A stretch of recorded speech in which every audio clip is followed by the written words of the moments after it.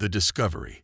High Admiral Vexthor of the Galactic Concordat stood on the bridge of his flagship, the Eternal Dawn, his crystalline appendages reflecting the soft blue light of nearby nebulae.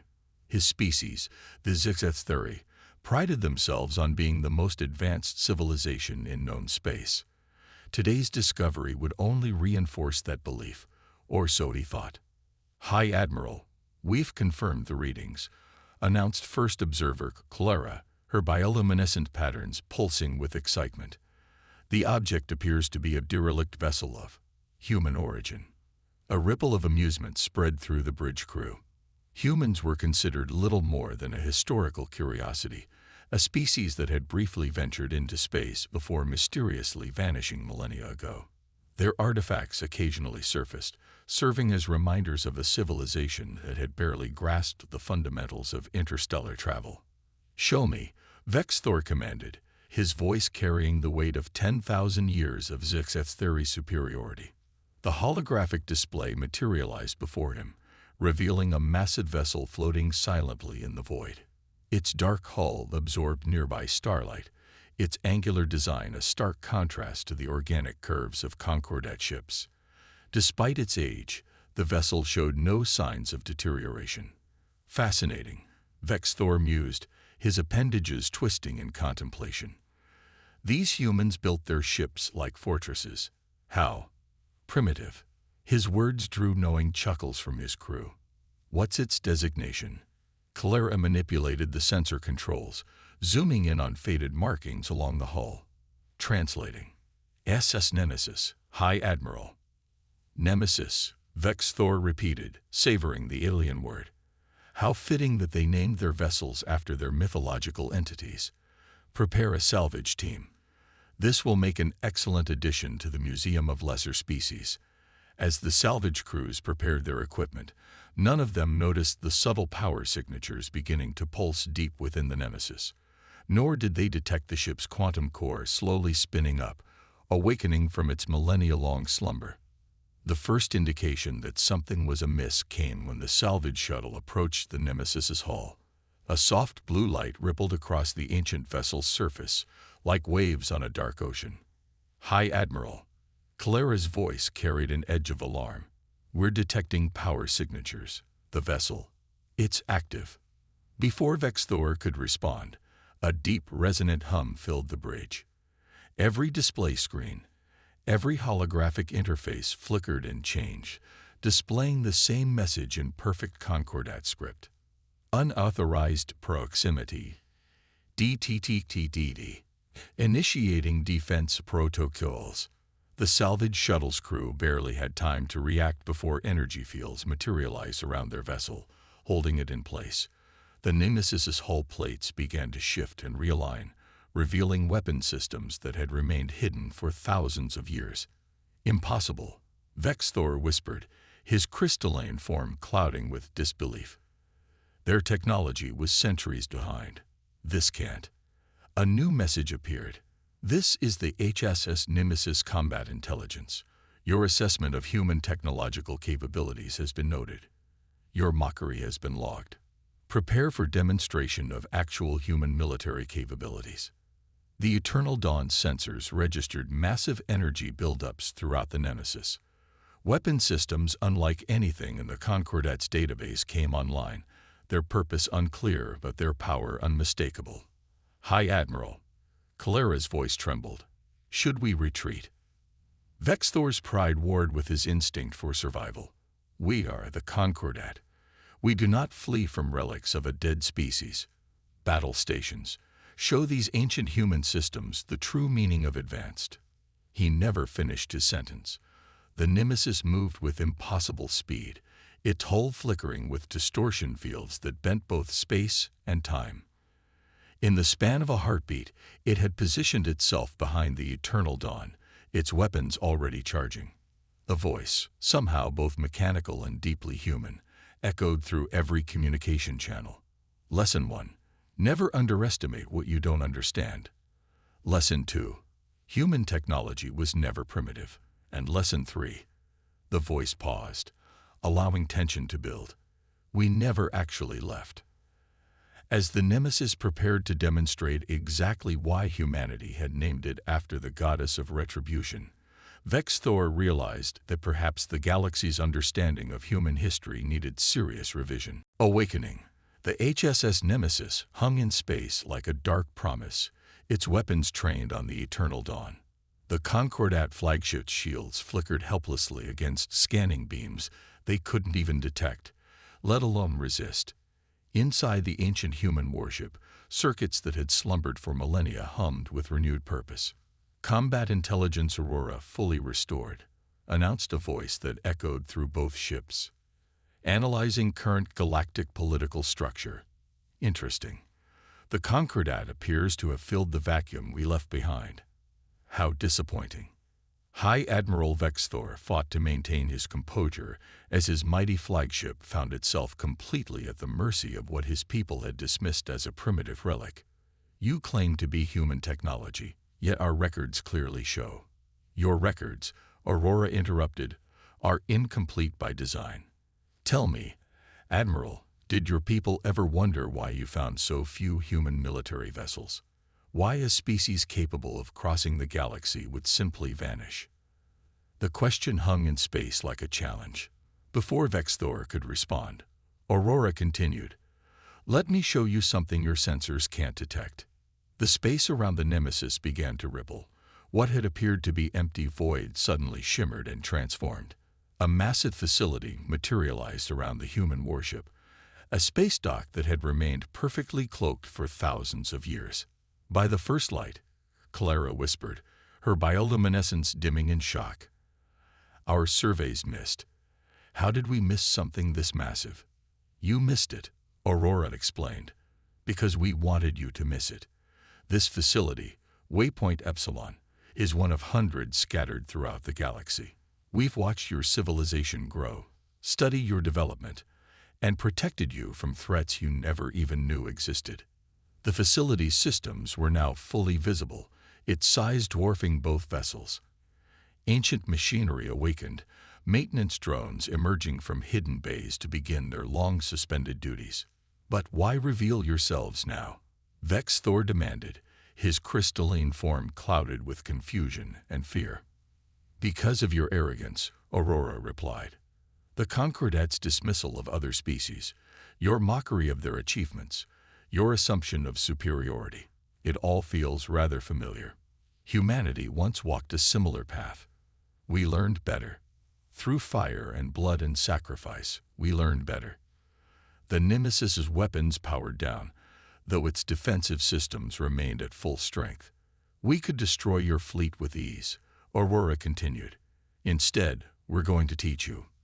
Consider this a gift, the same gift we received millennia ago when we encountered our own superiors." Suddenly, data began flooding the Eternal Dawn's computers. Star charts marking locations of spatial anomalies the Concordat had never detected, mathematical proofs that challenged their understanding of physics, and historical records that painted a very different picture of humanity's disappearance.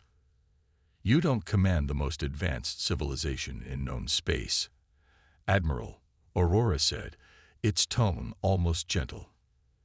"You haven't even begun to grasp what's possible. The humans you mockingly dismiss as primitive. They weren't our ancestors. They were our children, seated on countless worlds to ensure our species would survive what was coming." The revelation hit Vexthor like a physical blow. What was coming? That's the real question, isn't it? Aurora's voice carried a note of grim satisfaction. Why would a spacefaring civilization deliberately regress its technology, seed colonies across the galaxy, and hide its most powerful warships in plain sight? What could be so terrible that such measures were deemed necessary? Through the Eternal Dawn's viewports, more ships began appearing, dropping their cloaking fields. Each bore the same angular design as the Nemesis, each humming with power that defied Concordat understanding. "Your mockery has accelerated the timetable," Aurora announced. "The HSS Nemesis was supposed to remain dormant for another 1,000 years, but now we need to prepare you, all of you, because what forced humanity into hiding? It's finally found us again." The The space around waypoint Epsilon grew crowded as more human vessels revealed themselves. Vex Thor watched in stunned silence as his civilization's assumptions about their place in the cosmos crumbled. High above, etched into the station's hull in letters large enough to be seen from both ships, was a phrase that sent chills through every member of his crew. We sleep, we hide. We prepare, so that all may survive what comes next. The chase. The Concordat's emergency response fleet dropped out of hyperspace in a cascade of spatial distortions, 20 of their most powerful warships surrounding waypoint Epsilon. Supreme Commander Nixus, her crystalline form blazing with combat readiness, stood aboard the dreadnought Infinite Wisdom, surveying the tactical displays with all 4 of her primary eyes. "Status report," she demanded, watching as the human vessels maintained their positions with impossible precision. "Supreme Commander," her tactical officer responded, "we're detecting 37 human warships, all similar to the Nemesis class.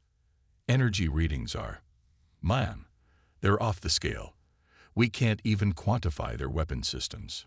Nixus had fought in countless battles across 2 centuries of service. She had never felt fear like this before. "Open a channel to High Admiral Vex Thor." The Admiral's image appeared, his crystalline form notably clouded with stress.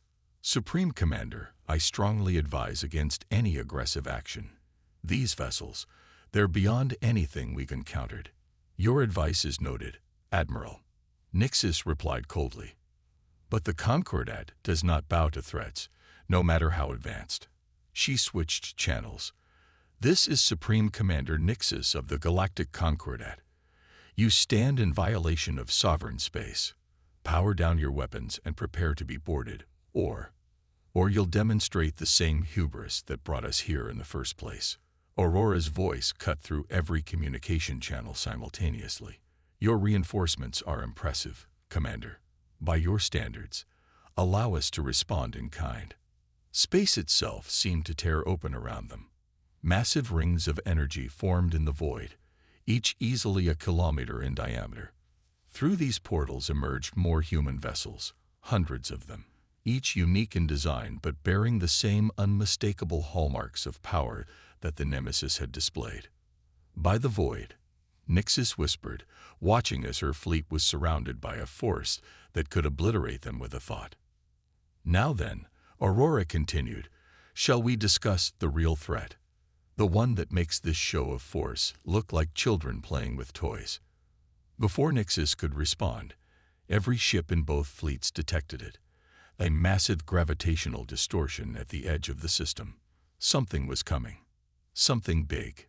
"Spatial rupture detected," shouted multiple sensor officers simultaneously. "Unknown configuration." The human vessels moved with synchronized precision, forming a defensive sphere around the Concordat fleet. Aurora's voice carried new urgency. "All vessels, battle stations. They're earlier than projected. Commander Nixus, you're about to understand why we've remained hidden. Why we've watched and waited and prepared." The rupture in space grew larger, its edges writhing with impossible colors. Something began to emerge, a vast structure of non-Euclidean geometry, its surface shifting and changing in ways that hurt to look at. What is that?" Nixus demanded, feeling a primal terror she'd never experienced before. "That," Aurora replied grimly, "is why humanity disappeared. We called them the Void Hunters. They exist in dimensions we barely understand, feed on space-time itself, and consider sapient life nothing more than an annoying infestation in their hunting grounds." The massive entity continued emerging, its true size becoming apparent. It was larger than most moons, its surface a constantly shifting maze of angles and curves that shouldn't exist in normal space. 50,000 years ago," Aurora continued, "we fought them to a standstill. But we couldn't defeat them, not permanently. So we developed a new strategy. We hid our true capabilities, seeded the galaxy with apparent primitive colonies, and waited. Watched, prepared, created weapons and defenses that could operate on their level. The Void Hunter entity began moving toward them, reality distorting around it. The human fleet's formation tightened. Your mockery of our primitive technology forced us to reveal ourselves prematurely, Aurora explained. But perhaps that's for the best. You're about to witness why humanity chose to appear weak, why we hidden our true strength. The human vessels began to pulse with energy, their hulls shifting and changing, revealing weapon systems that seemed to bend the laws of physics themselves. "Welcome to the real war, Commander Nixus," Aurora announced. "The war humanity never stopped fighting. The war we've been preparing your entire civilization to join, whether you knew it or not. Now shall we show you what primitive human technology can really do?" As the Void Hunter approached, reality bending around its massive form, both fleets faced a truth that would forever change the galaxy's understanding of humanity. They hadn't disappeared out of weakness. They had hidden out of strategic necessity. And now, ready or not, the time for hiding was over. Revelation. The Void Hunter's presence warped the fabric of space-time, creating distortions that made the Concordat fleet's navigational systems useless. Supreme Commander Nixus watched in horror as the massive entity approached, its impossible geometry defying every known law of physics. "All Concordat vessels," Aurora's voice rang through the command channels, "divert all power to your inertial dampeners and structural integrity fields. What you're about to witness may otherwise tear your ships apart." The human fleet began to move in perfect synchronization, their ships' hulls transforming in ways that seemed to violate reality itself. Plates shifted and reformed, revealing layers of technology that had remained hidden for millennia. "Watch closely," Aurora commanded. "This is why we hid. This is what humanity became when we faced extinction." The HSS Nemesis took point position, its hull now glowing with lines of energy that seemed to exist in more than 3 dimensions. When it fired its main weapon, it didn't launch any conventional energy beam or projectile. Instead, it created a corridor of altered space-time that cut through the void like a scalpel through flesh. The Void Hunter entity reacted, portions of its mass flowing and shifting to avoid the attack. But that had been exactly what the human fleet expected. Now, Aurora's command triggered a synchronized response from the entire human armada.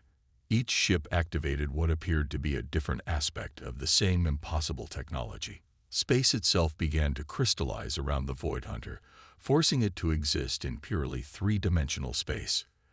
The entity screamed, not with sound, but with gravitational waves that made every ship's hull creak in protest.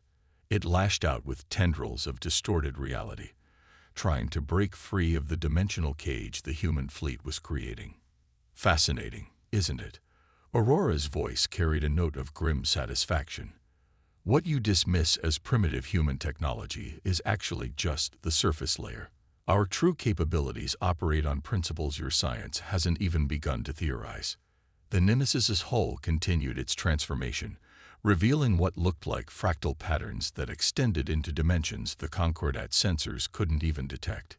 Each pattern synchronized with similar designs appearing on the other human vessels, creating a vast, multi-dimensional web around the trapped Void Hunter. "You see," Aurora continued, "we didn't just advance our technology. We fundamentally changed what technology could be. Had to, really. You can't fight entities that exist in 11 dimensions using 3-dimensional weapons." The Void Hunter thrashed against its constraints, each movement sending ripples of distorted space-time across the battlefield. The Concordat fleet could only watch in stunned silence as the human vessels maintained their formation, their impossible technology containing a being that should have been beyond containment. "Admiral Vexthor," Aurora addressed the still-shaken commander, "you mocked our primitive designs. But tell me, what do you see now?" Vexthor's crystalline form shimmered with emotion as he watched the battle unfold. I see that we understood nothing about humanity, about technology, about the true nature of the universe itself."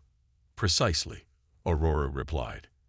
"And now you begin to understand why we hid, why we watched, why we waited.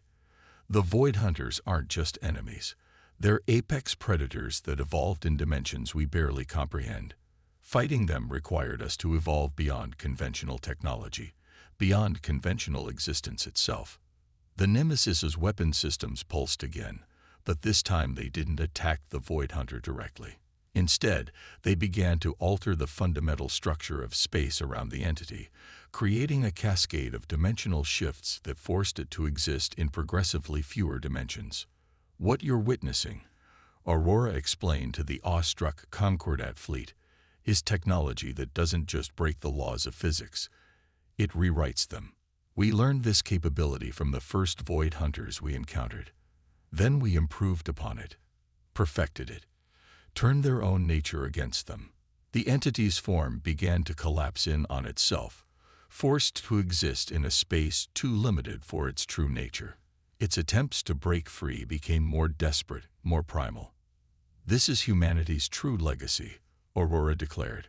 Not the primitive colonies we seeded across the galaxy. Not the simple tools we left scattered like breadcrumbs. This mastery over the fundamental fabric of reality itself. This is what we became when the universe forced us to evolve or die. As the Void Hunter fought against its dimensional prison, the human fleet prepared for their final move. The fractal patterns covering their hulls began to pulse in perfect synchronization, each ship becoming part of a vast, multi-dimensional equation that was about to solve itself. And now, Aurora announced, you'll understand why the galaxy's mockery of humanity was always misplaced. We didn't retreat out of weakness. We hid out of necessity. Because this level of power, it changes everything it touches, including those who wield it. Reckoning. The dimensional prison containing the Void Hunter pulsed with energies that defied comprehension. The entity's struggles had become more focused, more desperate, as the human fleet prepared their final assault. Supreme Commander Nixus and High Admiral Vexthor watched in stunned silence as reality itself seemed to bend to humanity's will. You should know, Aurora's voice carried across all channels, that what you're about to witness has only been done 3 times in human history. The energy requirements alone are substantial. The HSS Nemesis began to change again, its hull seeming to fold through dimensions that shouldn't exist. Other human ships followed suit, their formations creating patterns that hurt to look at, geometric shapes that existed in more dimensions than space should allow. We call it the Infinity Lock, Aurora continued. It's not just a weapon. It's a fundamental alteration of local reality itself. The Void Hunter sensed what was coming. Its struggles increased, its form writhing against the dimensional constraints that held it. Reality rippled around it like water disturbed by a storm. Your sensors won't be able to process what happens next, Aurora warned the Concordat fleet.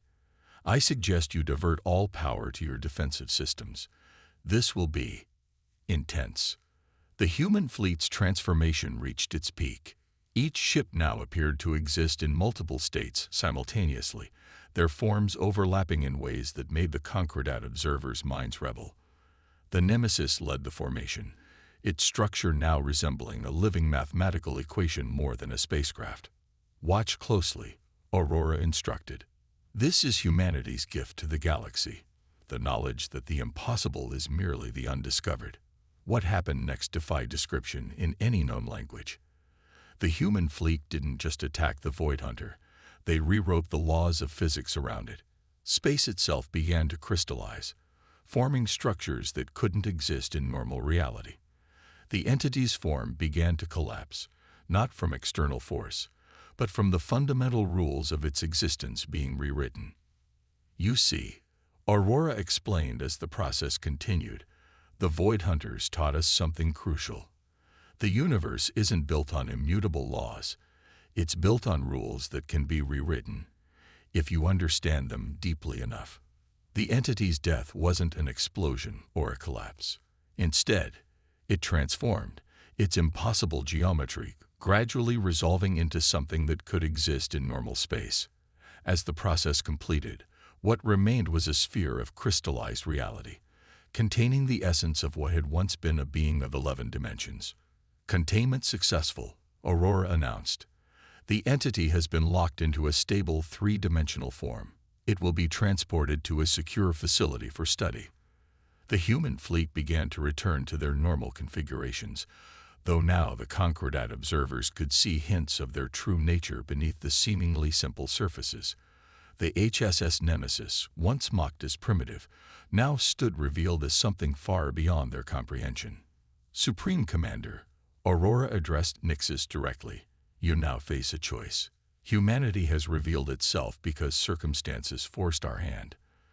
But this revelation comes with responsibility. Nix's crystalline form shimmered with emotion as she responded. What? What would you have us do? Learn, Aurora replied simply. Grow. Prepare. The Void Hunters are not the only threats that exist in the higher dimensions. Humanity has stood guard alone for millennia, but perhaps it's time for that to change.